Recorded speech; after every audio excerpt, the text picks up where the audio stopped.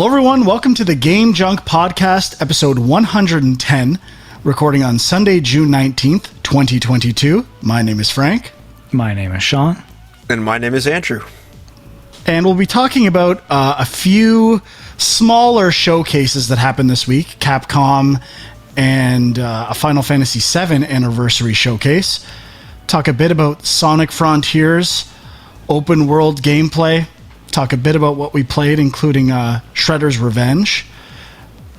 But before that, happy Father's Day to both of you. It is Father's Day. Thank you. You both had busy days. Hope it was busy. a good one. But that's it. We're done with Father's Day. Let's get to the games. And we'll start with the Capcom Showcase, which wasn't that exciting, but I think some Resident Evil fans would be pretty happy with what they heard there. I know on the Discord, some people were very pumped about a few of the announcements later in the show. But let's start at the beginning. Monster Hunter Rise Sunbreak is coming out in a couple of weeks. DLC for Monster Hunter Rise. Has anyone played a Monster Hunter game? I played Monster Hunter World briefly. That's about it for me, too. Yeah, I haven't played any. There's a lot of them now, and I've always kind of been like, kind of curious, but where do you even start at this point? That's a good question. I think the Rise reviews are actually quite good. It seems a bit smaller than some of the other Monster Hunter games, and it looks pretty cool. I mean, I should love this series. I love big creatures and weird animals and shit, so I've always wanted to get into it, and then every time I try, it's not that great. So if you're listening or watching, and I ask this a lot, what is so great about this series? Why do people love it? Tell me what I'm missing out on.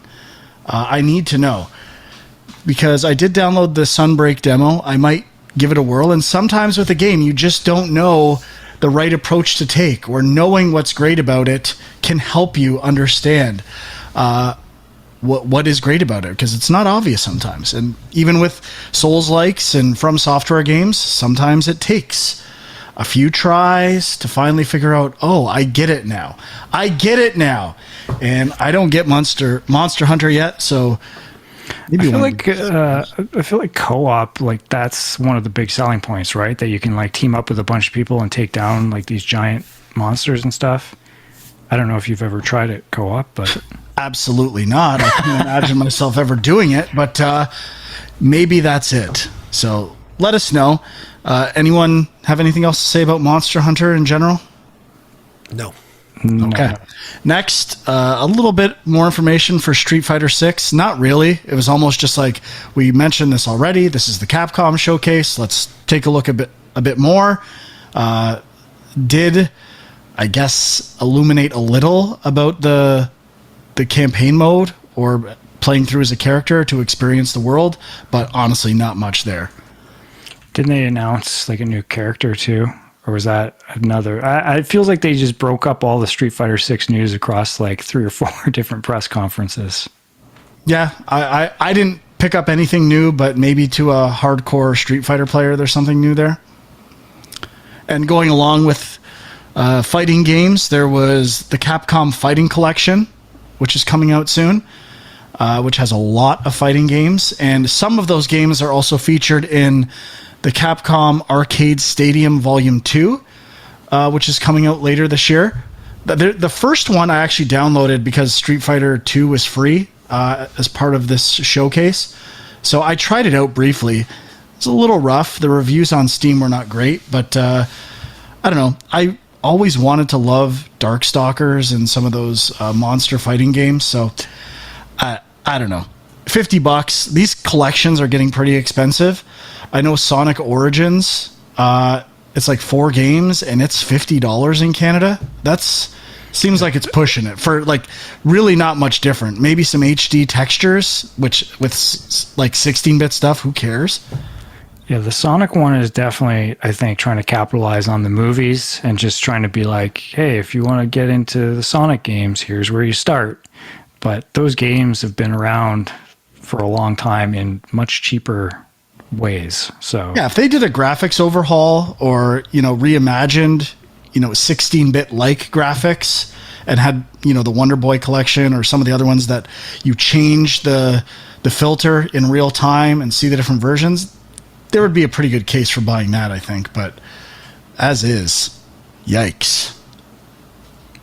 Yeah, I agree. The Capcom ones... Anything like moving your needle in any of these fighting things? Maybe not the fighter collection, but the arcade stadium collection. I'm kind of interested in that. 32 games. It's like there's a lot of stuff there. So now you buy the portal. It's essentially a portal for getting different collections. I don't think you can buy individual games. You buy them in groups. I think in total it adds up to about $50 or $60 to get all the games. So not that that's terribly overpriced for the amount of games you're getting, but it's an interesting strategy for releasing some of these older games. And I don't know. I guess I just like it when you buy it and get everything in the retro collections.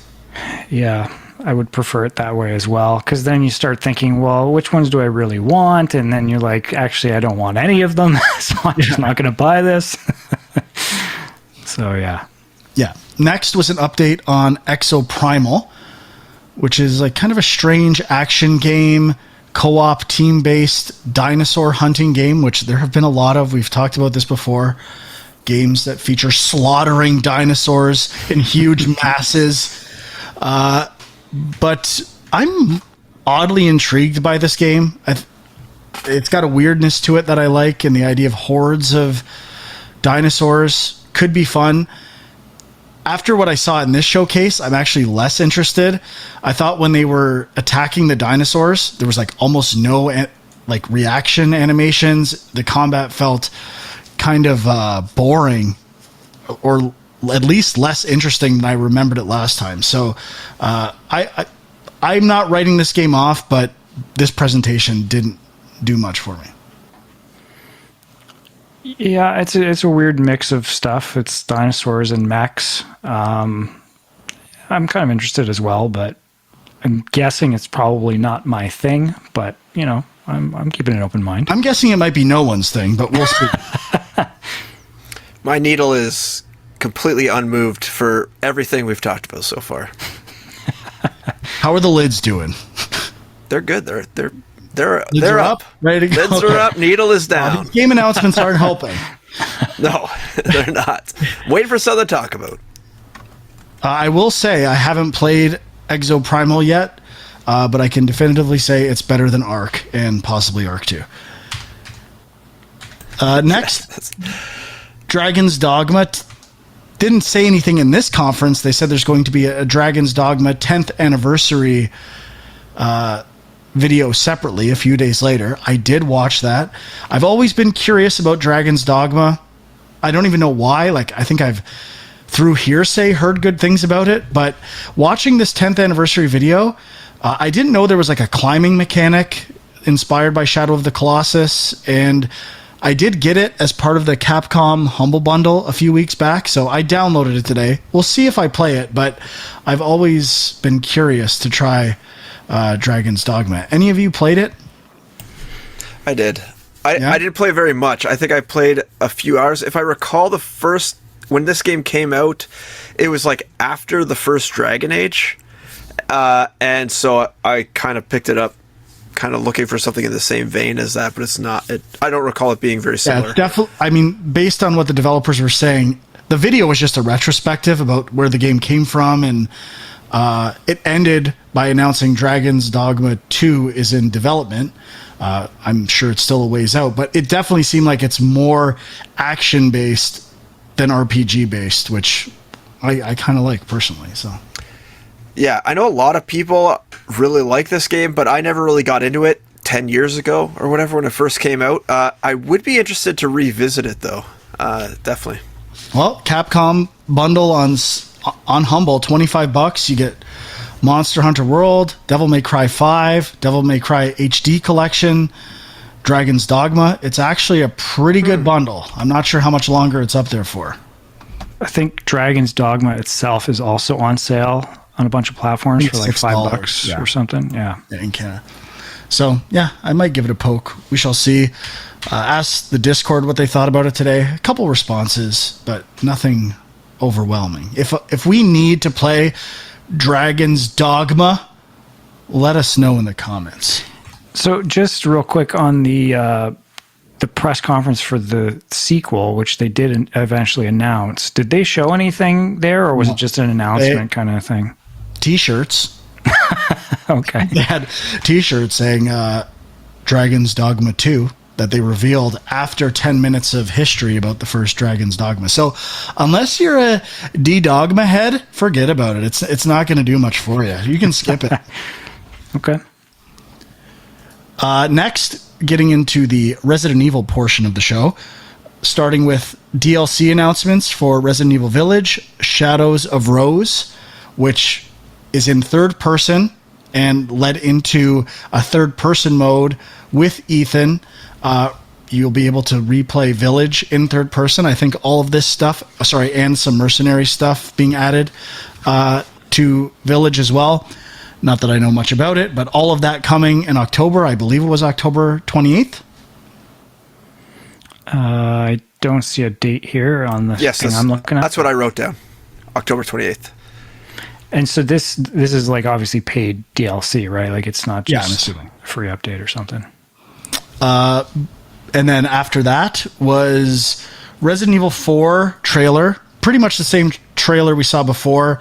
And then a bit more talk about changing the zombies and some of the plans for the game. But honestly, very little to see with the game. Yeah, so one real interesting thing, though, that's come out of this. Interesting. Well, I mean, it's kind of interesting. I don't know if you guys noticed it, but there is a brief thing at the end of the trailer where it looks like you can move while aiming, which you could not do in the original Resident Evil 4.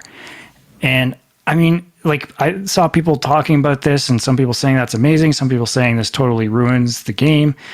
But like when you watch the trailer, it's so subtle that I'm like, was that even what we saw? Like I can't be sure. Like it almost looks like he was aiming and maybe there was like some ambient movement or something there. Like I can't tell for sure unless there's some other video somewhere that I didn't see. But I am kind of curious how that plays out, because I do think there was a good balance there between the action and sort of the, obviously the tension of survival horror where you kind of move slowly and you have to choose very carefully what you're doing.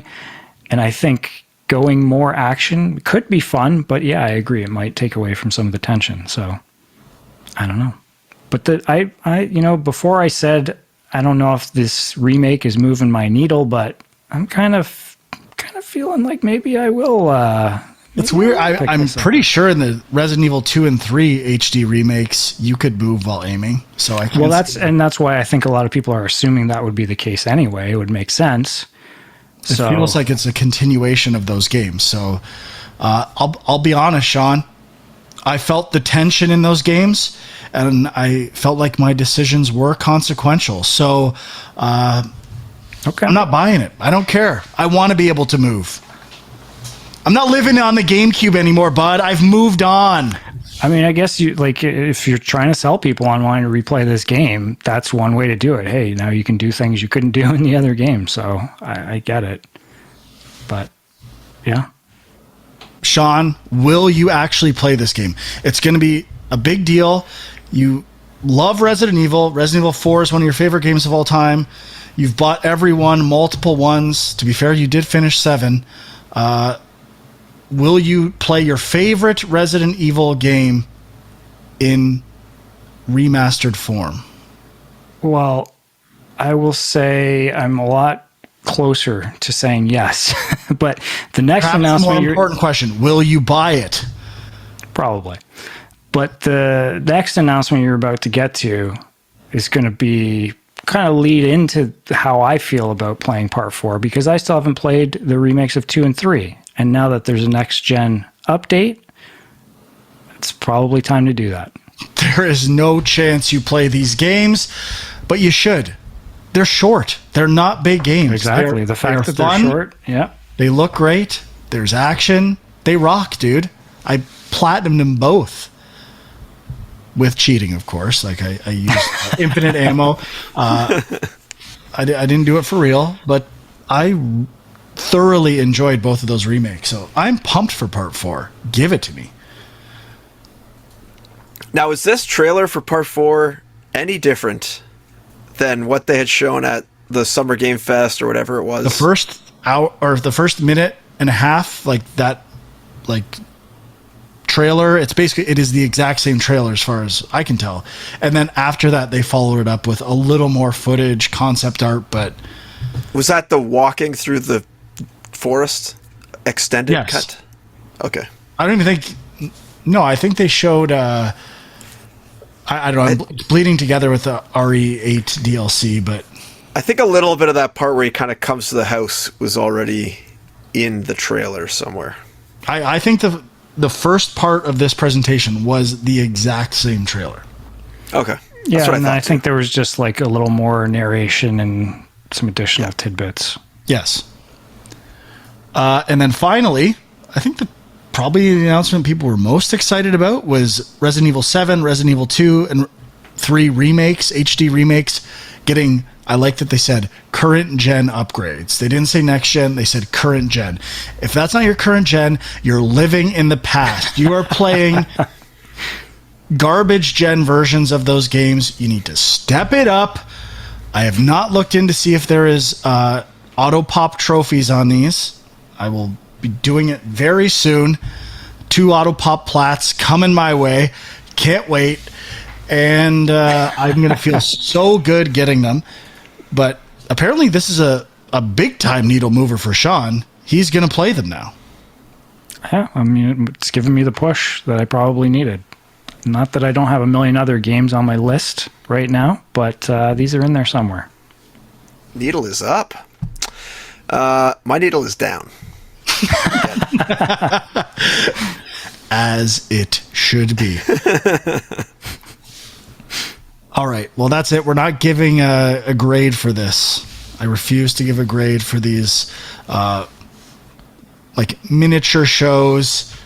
I'm not going to waste my thought energy, my words, anything about giving these a star or a letter grade. Never mind star ratings. Fuck. That'd be out of control. All right, we're done with Capcom. Although, last thing I'll say, I did like the intro to the show with the spotlight, the Capcom spotlight on the C letter. Very small, but kind of slick. Mm-hmm. Capcom, underrated typeface on the Capcom logo. I dig it.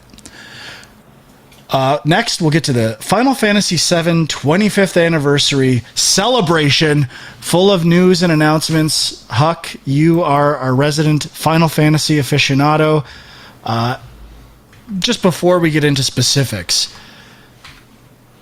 I'm not a big Final Fantasy person. I love 7 Remake.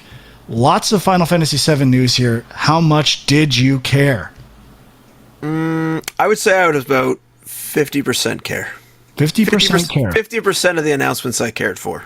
Okay. Well, I mean, just for people who didn't see it, I watched it. I was a little confused at first and didn't realize that it was just Final Fantasy VII related stuff, which is crazy that there's a whole, I mean, it wasn't that long, but like that they could have a whole showcase for stuff that's just spin-offs or remakes for Part 7. I mean, they started the show with kind of going over every game or movie that was related to that series. I don't know if I said this, but it is the 25th anniversary of Final Fantasy VII, one of the most influential and popular games of all time. Starting with that, it's available on Steam now, currently on sale. Debated buying it. I will buy it at some point, that's for sure. It's on sale for a few more weeks. Still no Microsoft announcement, which I'm kind of surprised by. Maybe it is permanently exclusive. I remember them saying it's a timed exclusive, but maybe that was just for PC. I don't know if this thing's ever coming to Xbox. I mean, it was on PlayStation Plus, which I don't know if that means anything, but it feels like Sony's definitely aligning themselves. I mean, I'm glad. Anything that I can use that's a great game and legit great game like Final Fantasy VII Remake, if I can hold that over Gangrene with and, like make the blue haze stronger, that's a win for me. I don't even go there because I assumed it was going to come out eventually. So that's great. That's great news on the blue haze front. Apparently is playable on Steam Deck in some regions. Don't know what that means. Like the region thing. Maybe Steam Deck isn't available in some places. Out of the 50-50 you discussed, Huck, where was the Buster Sword alarm clock? Ooh, actually I didn't even include that. That's huge. Huge needle mover. Change colors. The colors of the materia can change on the sword. Oh, some other huge collectibles. There was some mobile game announcements. The first one, I don't remember the name for. First Soldier. First Soldier. Have you tried that? That's out? I tried it briefly, could not get into it. I do not like mobile gaming at all.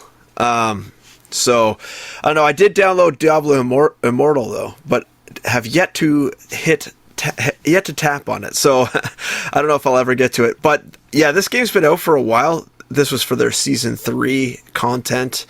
I think I was expecting it to be more like Final Fantasy VII style gameplay, but it's more like action-y. You know what it looks like? Binary Domain. It does kind of look like Binary Domain, I must say. You gotta get on that. Maybe I'll play it now.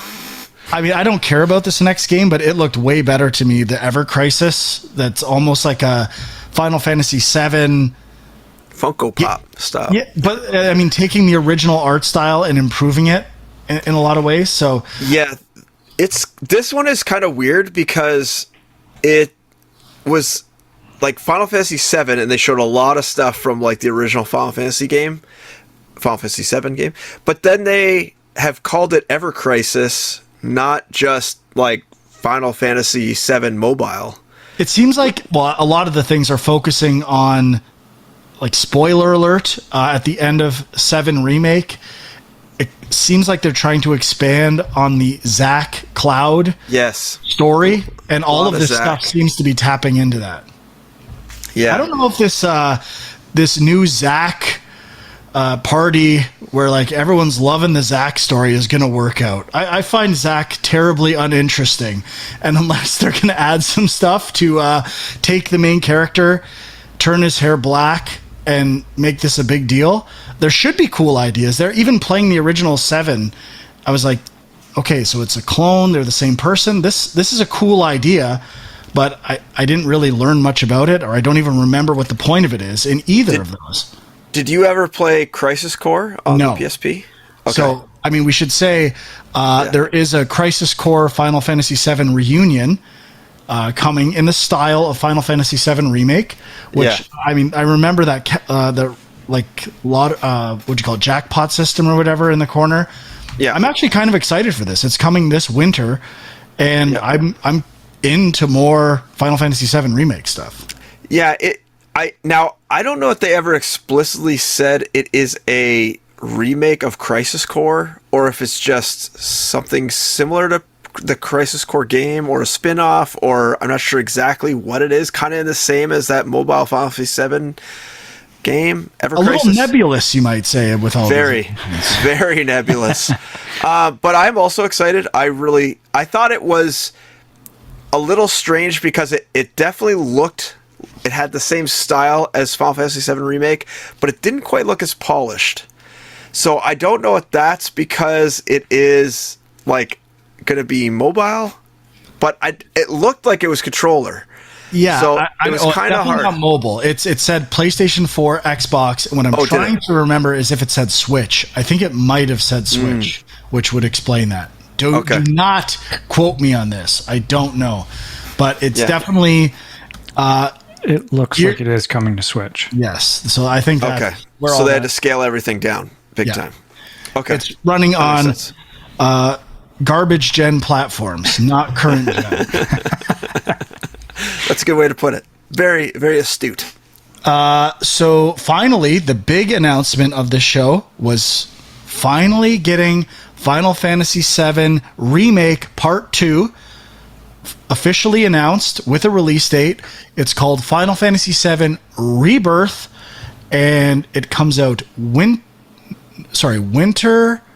How did they phrase it? Next winter, I think. Next winter, which to me reads as February 2024 at the earliest. When I read stuff like winter. But to be honest, it's sooner than I anticipated based on what we'd heard. Now, go ahead. No, I was just going to say, on the winter thing, when I say next winter, I would think like the next winter, but they obviously meant like 2 winters from now. Right? There's a lot of confusion between everyone on what next means. I think myself, Jay, and Sean on Film Junk have different interpretations of what next means depending on what day it is. Within my own, every family has their own kind of definition of what next means.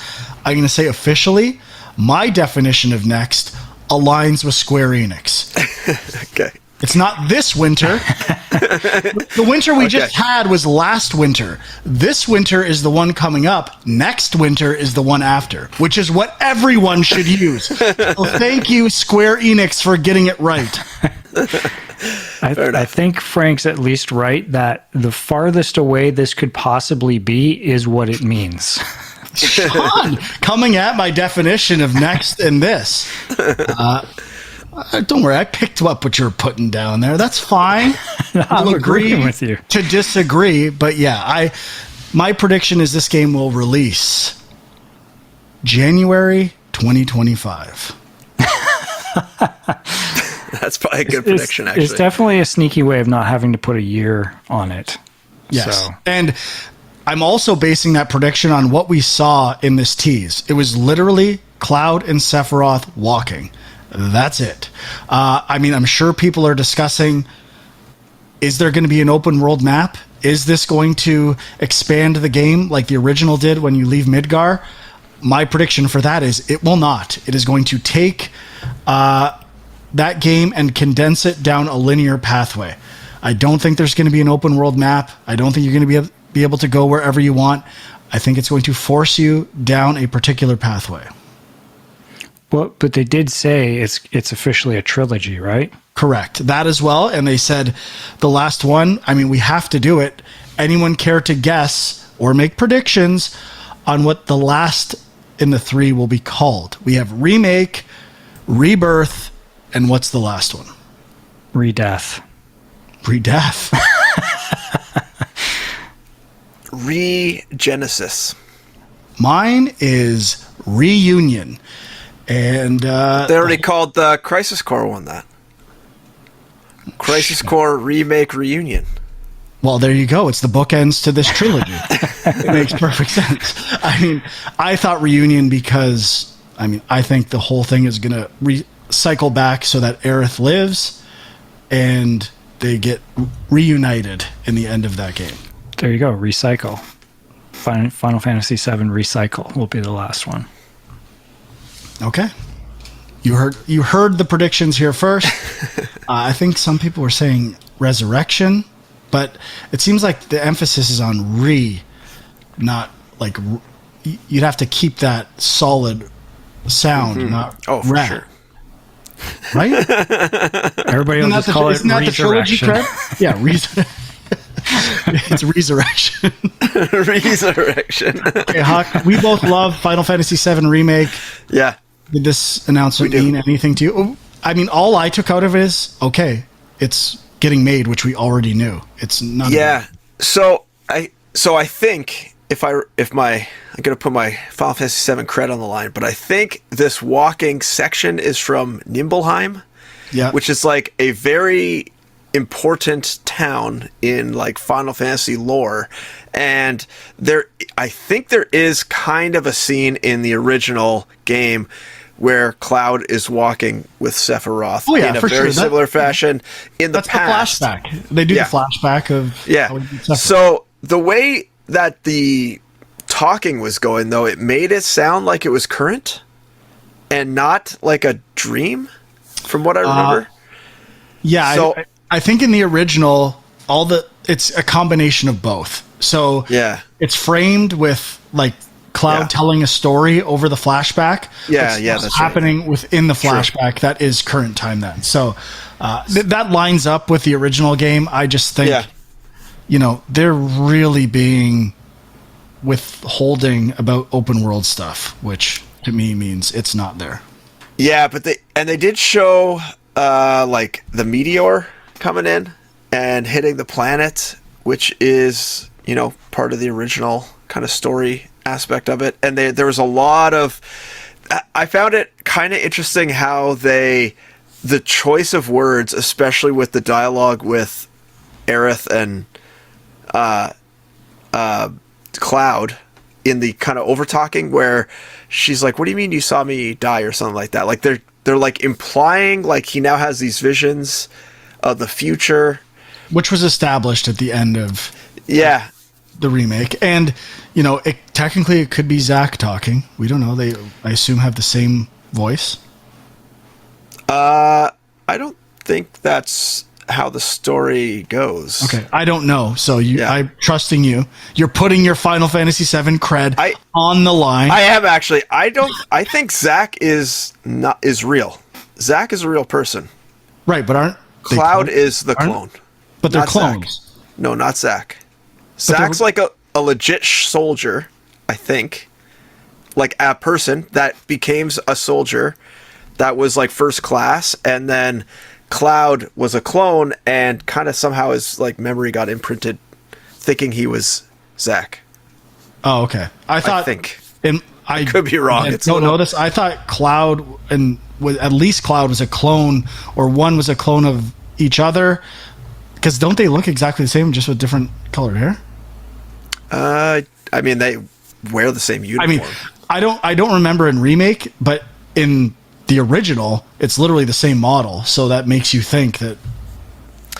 Yeah, I could be wrong. I don't know. That the story when this happens in the original gets a little dicey. Okay. Look, I don't care about your cred for Final Fantasy, but the listeners might. So let us. I know. I might. You know what? We may need to pause the show while I back up my cred with research. We'll find out. It'll all come out in the wash this week. We will know.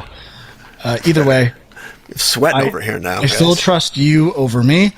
So that's it for the Final Fantasy VII anniversary. Short, semi-sweet. Anything else to add? Didn't really show much. Really, like you said, they showed them walking.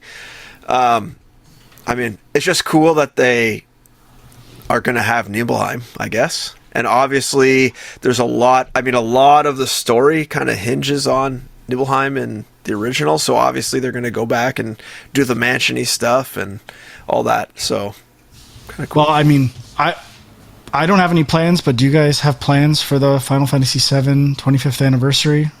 What are you guys going to do? I don't know. Might watch a movie or something. I'll probably stain my deck. Okay. Well, the anniversary is September 7th. Oh, okay. I didn't even know what that was. I think the Japanese anniversary already happened. So, not a bad time to stain your deck. Hopefully, you don't want to do it when it's too hot. So you might get nice temperature. I actually thought it was like today or tomorrow. So I did my first coat this morning. So tomorrow, as long as the rain holds up, second coat going on strong. My anticipated Final Fantasy anniversary day, even though it's wrong. Okay. Lastly, let's dip into Sonic Frontiers open world gameplay. There's been a few, they were sporadically releasing information about the game. I think it culminated with open world gameplay. Now, you guys are a little more in tune with this than I am. My scattered findings on the internet from various sources, people seem to be saying this game does not look good, or perhaps channeling some of the Sonic rage we saw with the first movie trailer. I don't know why. It almost seems calculated at this point with Sonic to get attention. I'm not going to go there. I'm not going to go into conspiracy mode when it comes to Sonic. But I watched the gameplay footage. Before I get into it, what did you guys think? And am I right? Are people fucking pissed about this footage? Some people seem to be pissed. Well, I'll say, like, so originally I think it leaked. There was like a leak of the original teaser or something that just was floating around online. And I thought it looked kind of cool. Then I see that people are not very happy with this. Then I think they released the teaser officially. And then there was the gameplay thing, which I don't know if that was part of one of the showcases for Summer Game Fest. I don't know where that came from, but it's out there. It's like a 7-minute long video, just a slice of gameplay. And I gotta say, I still think it looks pretty good. Like I was like, this is a game I would want to play. I understand I'm not the biggest Sonic fan to begin with, and I've never been. I haven't played a ton of Sonic games. Look, I borderline hate Sonic, and it was on my top 100 games of all time. So, well, when it comes to Sonic, who knows where this is going to land? We definitely talked about it under the overrated franchises episode. And I guess the thing I will say is, like, it feels like a good use of his speed, where it's like you have this big open world for him to run in, and you can actually see what's ahead of you, so you can move, you can do things. Like, it seems like a good use of it, and I thought the world looked cool. Now, some people, I think, have been comparing it to Breath of the Wild, and maybe it feels a little bit of a rehash of that. I think partially because he's exploring these kind of like ruins that have like a bit of this blue glow on them, but like, okay, sure, we can't do blue stuff anymore.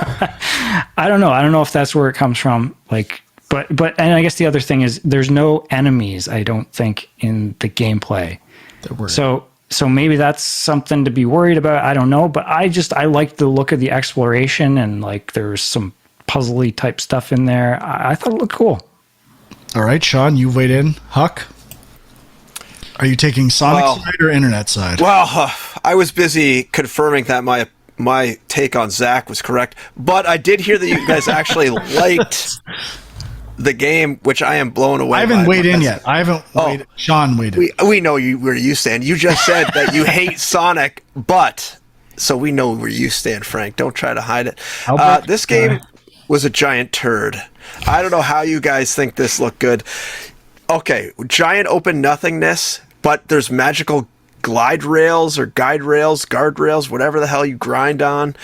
Guide rails. You want to look that up after you look at the stuff? Yes, I do. Yes, I do.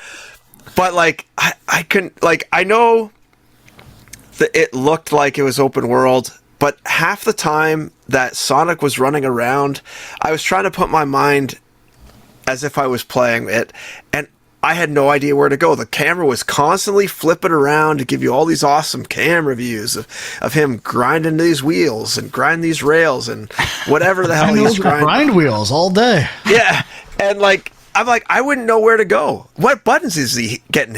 Like, it's the same Sonic shit, just now it's a 3D camera spinning around his body.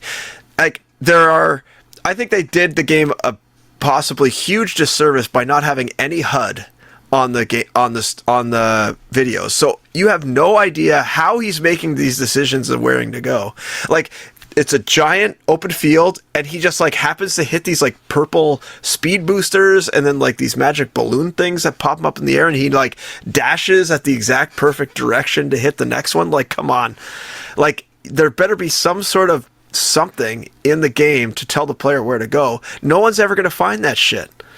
I mean, they might stumble across one or two, but like, I will not know where to go at all in this game. I'm going to get bumped up onto this giant tower, and then I'm just going to like jump off, like, oh, that's fun. Like, and I climb this giant tower to get a couple more coins, which I could have gotten by just walking through the world to get a couple more coins. Like, why am I doing this? That's every game. Why do I climb any tower? Look, for an upgrade, come on, get a better sword. We've got two. I didn't think this was going to get this passionate, but I've got to weigh in and pick a side. And I hate to say it, I'm on Sean's side. I know you are. Even though I say Sonic is perhaps the most overrated game franchise of all time, I don't think it looked that bad. It definitely looked unpolished to me in two particular areas. Transition animations and transitions between game modes. So especially the climbing walls, when he would stick to the wall it was like a millisecond, or sorry, a whole second between like going from climbing to jump, and that looks like it would be extremely frustrating. So, but that's fixable. It's not like you can't fix that. I also found the camera movement to be a little overwhelming, and kind of speaking on Huck's thoughts that it's hard to follow or know where you're going. I don't think the camera presentation did much in that. But I agree with Sean that Sonic suits itself to an open world, like being able to go fast and cover large spaces, and know without having to see far ahead in the distance is a good thing, and should be good. If anything, I thought the world was too densely packed. Like you were saying, there was grind rails everywhere. Like where are these coming from in this world design? I thought there was too much stuff in an area. So I hope they space it out a bit more. But the thing, I actually like the tower, the idea of using Sonic powers and skills to climb a very high tower and then fall very far and fast was a nice open world take on Sonic, or using Sonic ideas. And lastly, the developers of this game need to look at Solar Ash for inspiration. Solar Ash is very similar grinding open world exploration, maybe not as fast, but I would be borrowing a lot of ideas from that game, especially for polish and camera and direction and kind of guiding the player in a potentially fast-paced open world. So, and lastly, this is the most important thing. The thing I'm happiest about is a mechanic returning from nights, which is using your trail to circle around things, and like an attack where you draw shapes, it uses it to go around an enemy and do damage. So using your speed and movement to attack rather than having to get close to an enemy. Knights had this, where if you made a circle or loops around things, it was scoring and attack mechanics. And then they used that same idea to go around two switches, like almost like a word search or circling things. I think that's a cool mechanic that could be used for puzzles and ideas. I'm surprised more games haven't done it, so I am fully on board with trail drawing in an open world context. So don't get me wrong. Don't get it twisted. This game will be shit, but this video had promise. But this game is still at least 2 years away. Yeah, you're right. When I think Sonic, I think of stopping, having the camera pull way out, and slowly walking across little buttons that unlight themselves as I'm trying to... That's not what you do. You circle it. You go quickly. You draw, like you use your character to draw shapes quickly. That's not what they did in this video. Oh yeah, it is. Well, look at when he's fighting the stone pillar. He does a circle around it to damage it really quickly. Oh, I was talking about the other one. And then at the end, make this shape. Yeah, he draws a circle around two things. He's not walking. He's running, bud. Sean, chime in here. Whether he's walking or running? Yeah, during the one where he's doing that puzzle where there's the lit up colors and he's got to unlight all the colors to reach the other side. I mean, is he walking? Okay, so Sean seemed like he was moving faster than walking. But yeah. I just agree to disagree. So I just sent a link to. There's this other game. I was watching at 1.25 speed, so maybe it's. I may hit. So you mentioned Solar Ash, Frank, but there's this other game that suddenly is getting all this attention. It's not out yet. I don't think it's called Haste Broken Worlds. And suddenly people are talking about this game because they're like, this is what the new Sonic should be, which is kind of interesting. I mean, I don't know. Part of me is like, I want to know, like, are they going to now take this backlash into account and totally change the direction of what they're doing with this game? I mean, it wouldn't be hard to do it. Just pull the camera down and add some effects on the screen. Like, well, yeah, I'm almost thinking like the only difference is that there's those motion lines in this trailer that I'm looking at. But I thought the Sonic Frontiers, it looked like he was moving pretty fast at certain points. Like maybe not all the time, but again, like that's always been one of the problems with Sonic, in my opinion, is that you move so fast that when you actually have to do something, suddenly you can't do that, or you hit an enemy and you grind to a halt.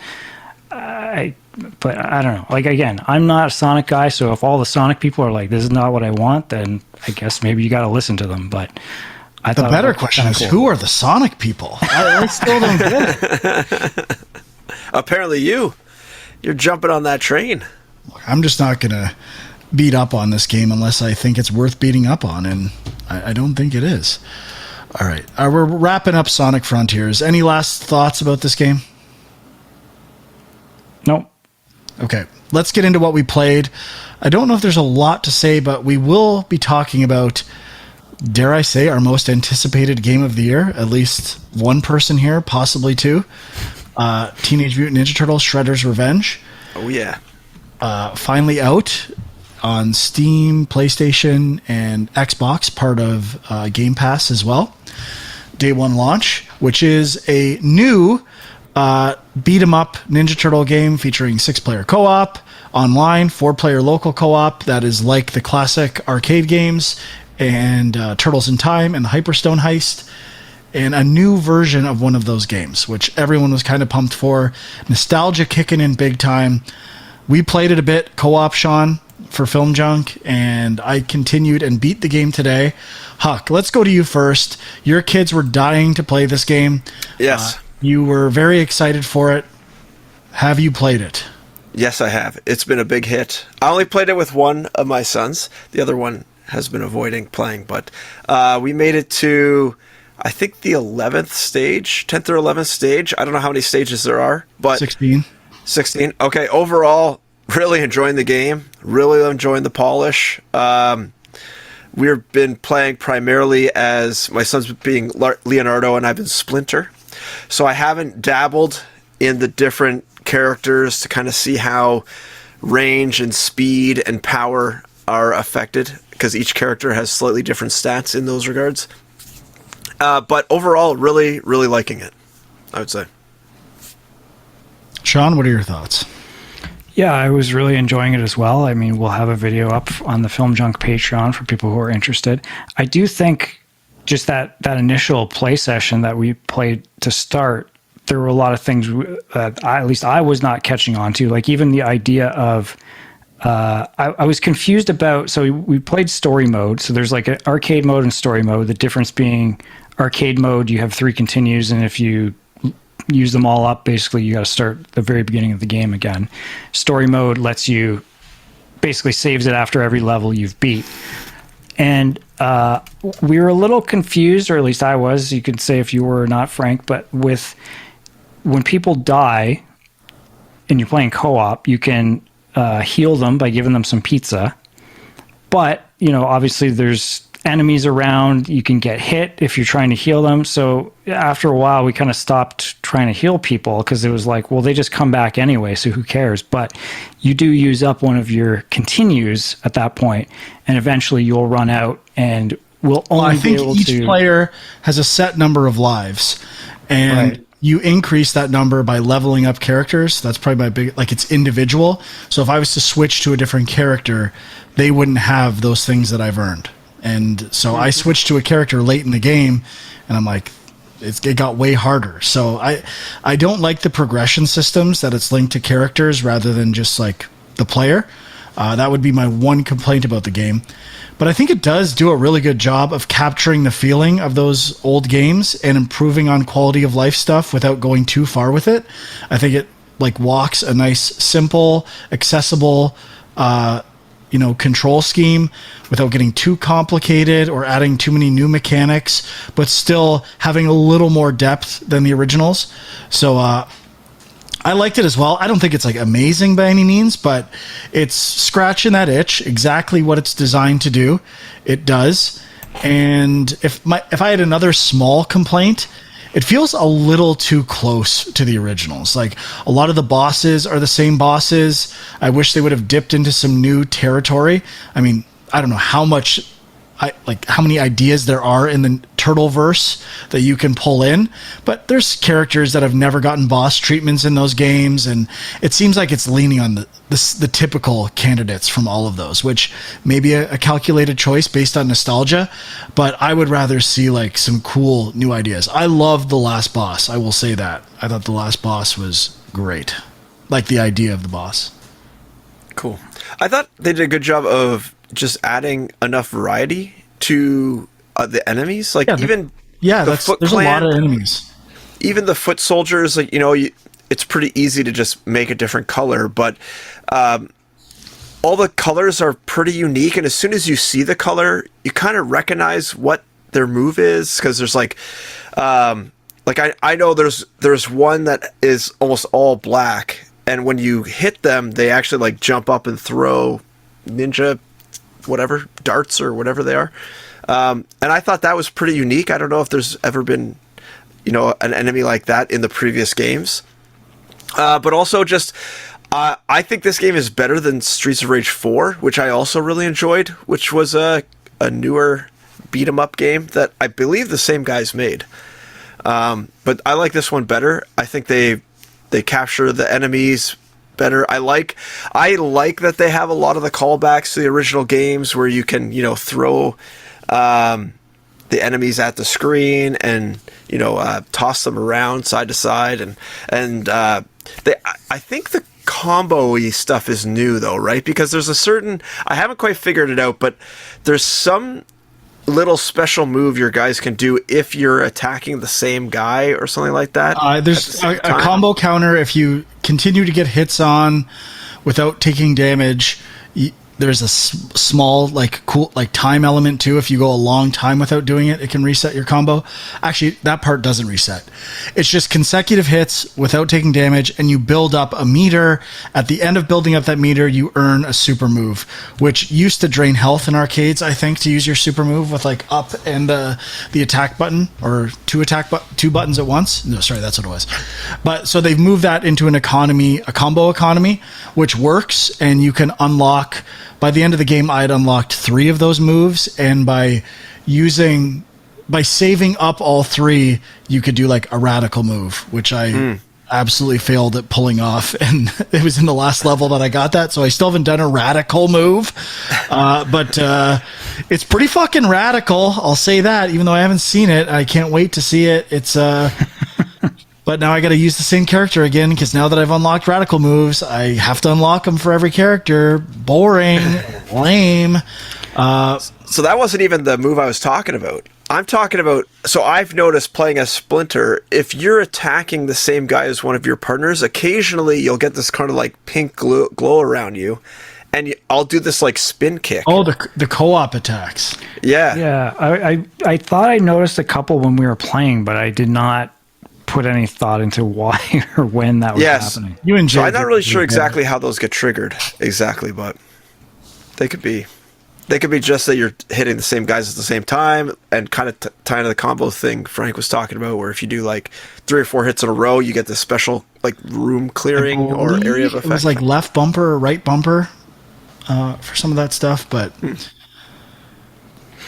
Yeah, I mean, I definitely felt like there was a little bit more, like I felt like I was a little more in control than I am usually in, you know, the old arcade games, where it's like, you know, there's more strategy. I'm like paying attention to what the enemies are doing. I can do a roll. I can, you know, there was definitely a little more depth, I guess. Just having a dodge where, you know, you're invincible completely changes these games, and I'm sure it was a calculated thing with like sucking up quarters to want people to die, so having a dodge is pretty much all you need to make it less frustrating, and then at least it's on you.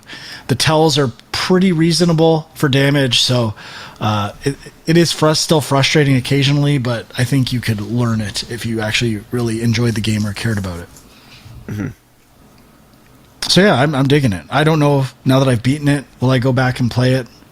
To be honest, doubtful, but still fun while it lasted. Yeah, so what difficulty? Sorry, go ahead, Sean. Well, I was just going to say, because, you know, Frank was kind of not liking the fact that you level up specific characters, but I feel like it's a short enough game that's, you know, there's motivation there to play through it again, and you do unlock new characters when you beat it, right? So there's some motivation to go back and play through again with different characters. And what difficulty do you play on, Frank? Well, what were they? I think chill, okay, cool, and gnarly, wasn't it? I thought it was chill, like okay, and gnarly. Okay? I thought so. It might be. We played okay or cool, whatever that was. Okay. We definitely weren't chill, and we definitely weren't gnarly. So I've been playing on chill, and it's still pretty challenging on chill. I found, anyways. But it was getting into the buttons, trying to figure out what everything does, I guess. Maybe, I don't know. I also have not been using the dodge roll, I don't think, as much as I need to be. Yes, you need to be immediately. There's that. There's the dash, which I was not using initially. I just discovered today the charge attack. Didn't know there was a charge attack, so I didn't even watch. So there is a tutorial or something at the very beginning. It takes a while to play it. Yeah, and I just skipped it every time. So maybe watch that. It's probably a good idea. Yeah. Figure it out. It's not that hard. Come on. All right, It's not that it's hard. It's just that you're trained to just basically button mash in these games, so that's what you do. But there's more variety for sure in this one. Fair enough. It's a good game. That's where I'll leave it. It's a good game. Probably a 7 or 7.5 out of 10. Okay. Huge. All right. Anyone else have anything they played? I played one more thing. I believe Sean has played this game, Turnip Boy Commits Tax Evasion, which is like a small action game, I guess you'd call it. 2D, and you play as a turnip who is trying to avoid taxes, paying his taxes. He's ripping up contracts and stuff. He's helping other people avoid their taxes. It's kind of like a comedic game. It's really short, like 2 hours, 3 hours maybe. And I liked it, but I did find I was playing on the Xbox One, and there was some performance issues, and this is not like a crazy game. And I couldn't really figure out why, and it happened in like one of the main towns specifically. It was really bad, really clunky, and I was very surprised. Thank you for reminding me. Shredder's Revenge. Lots of issues with that game technically. The matchmaking was broken, very infuriating. I'm sure the servers were getting hit hard, but we had a lot of trouble doing online matches in that game. Today when I was playing it, it would freeze all the time. And the only way I could get it to unfreeze is by hitting the home button on my controller. So let's point out there are some major technical problems with that game. What platform? Series X.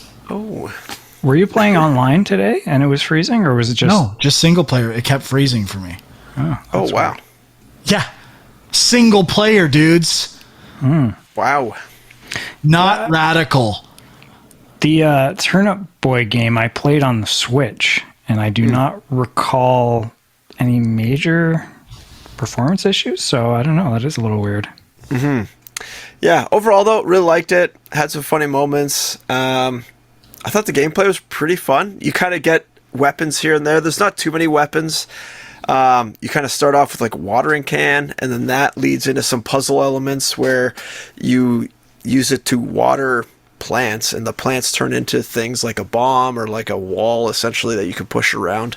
So those kind of lead to your kind of typical sort of like Zelda-y puzzle mechanics. But overall, I liked it. I thought it was pretty fun, and it was a nice little short little jaunt. Yep. Okay, I got a couple quick things. I have been continuing to play Diablo Immortal, believe it or not. Just wanted to report back on, still have not spent any money on this game. I hit, so I got to like level 32, I think. And there's a point there where you have to, in order to continue the main quest line, you have to get to level 35. So there's a bit of grinding I had to do. You know, I did some bounties and challenges or whatever they are. It wasn't that big a deal. Got me to level 35, continued on.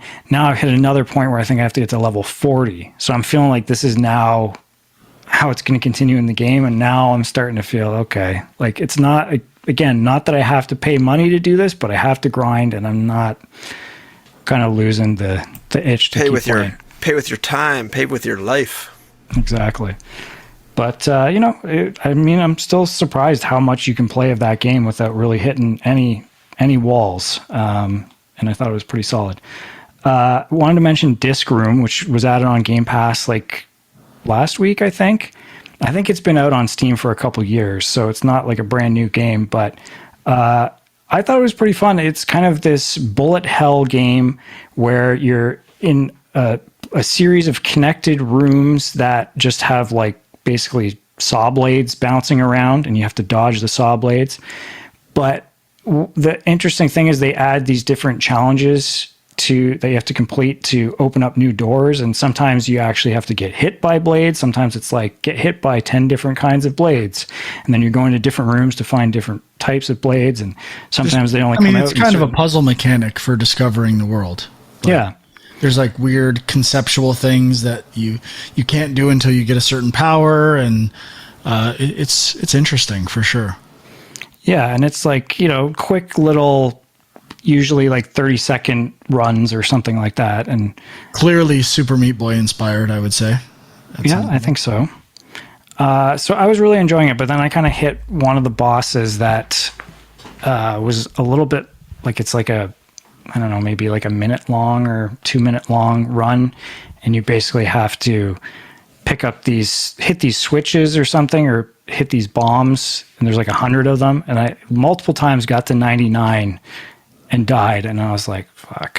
So I'm kind of like, I don't know if I'm going to go back to that game or not, but it was pretty fun while I was playing, and I think it's pretty short. I think it's like 3 or 4 hours from what I read, so worth checking out. Yeah, I was liking it. I wouldn't say loving it, but it's kind of neat. Yeah, and then just lastly, I played a tiny bit of this. I'll probably play more for next week, but Neon White. A lot of people have been talking about this. It's getting a lot of good reviews. I know we talked about trailers and stuff. Before you get into it, I bought that, and I bought Card Shark. I played Card Shark a bit tonight. But I just want to say to the listeners, whenever I say people are talking about this or people are saying, I get destroyed. Who are these people? What, 2 people in comment section? When Sean says people are talking about this game, loving it, nobody calls out Sean on anything. Who's he saying people are? Why are his people sources unquestioned? It's a good question. I think I'm just more in touch with the people than you are, Frank, but more in touch with the people than me? No, I don't know. Most of my stuff comes from Twitter, and I'm seeing reactions on Twitter. Could be completely off base based on what the algorithm's showing me. So come on, Frank. Twitter's real life, bud. Get back on Twitter. Look, first of all, I want to say I trust Sean when he says people are saying. If there's anyone I trust when they say people are saying things, it's Sean and Sean's people. Sean is plugged in. He's a pop culture nut. He loves this shit. He knows what people are talking about, but other people don't know that he knows. I know. People know that I know. But it is on Metacritic as well. Some very strong reviews. I think it's at 88% right now for the PC version. That's huge. Yeah. So, so I tried it out, and I will say one thing I'm pleasantly surprised about. Not a roguelike. Thought it was for some reason, but it is not. Speedrunning deck-based game. Duh. It is. People have been saying that for a while. True. The speedrunning is definitely something they've highlighted in the trailers, and that I would say is the focus of the game. But it's it's a first-person game. I would almost describe it as like super hot in fast forward in a weird way, because it's all about putting together a fast run where you're picking up items at the right spot and picking the optimum moment to use them and kill enemies.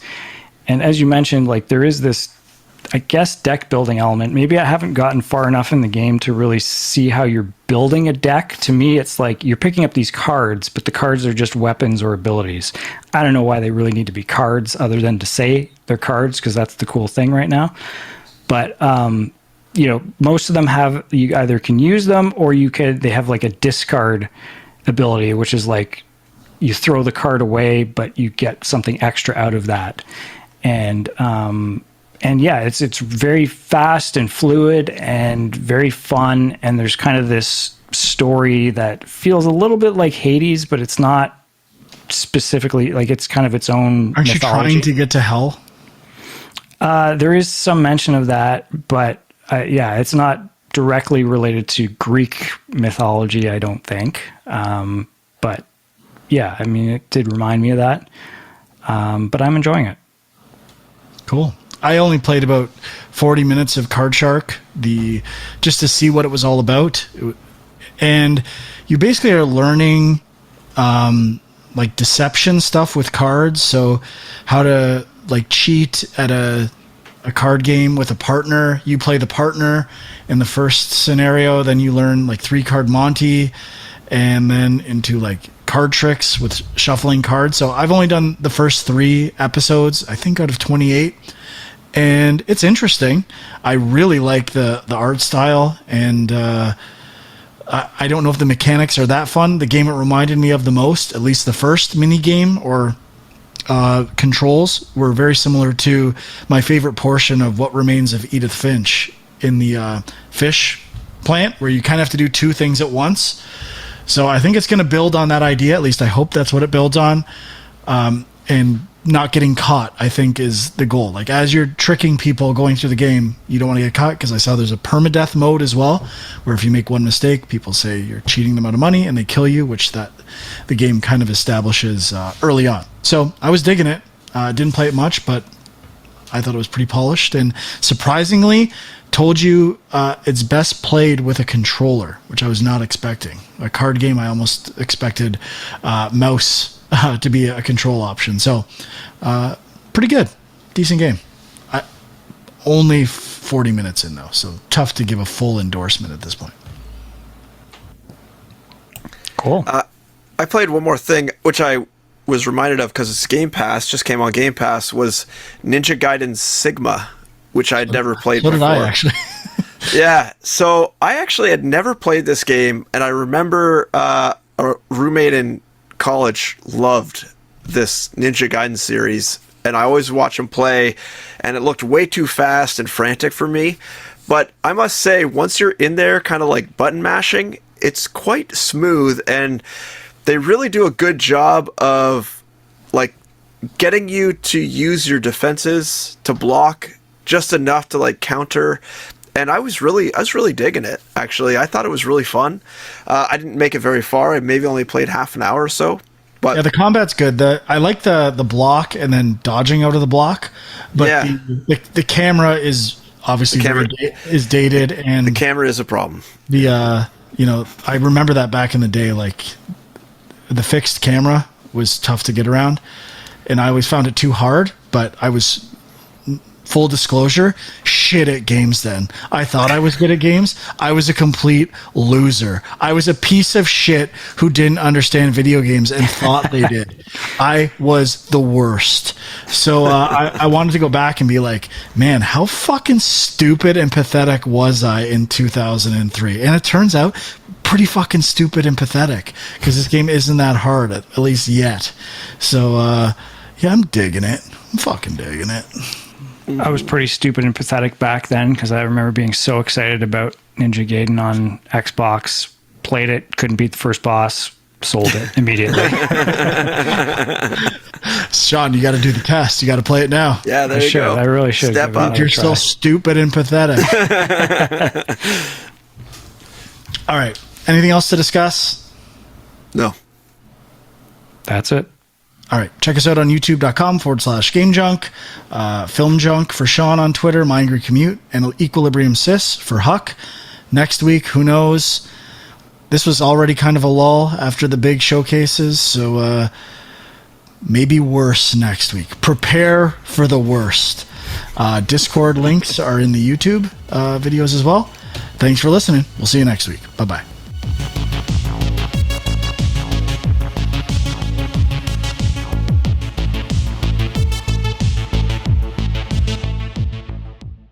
Hello, everyone. Welcome to the Game Junk Podcast, episode 110, recording on Sunday, June 19th, 2020. My name is Frank.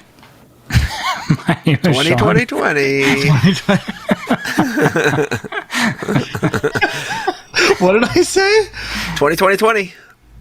2020. All right. What the fuck? I'm done. We're done.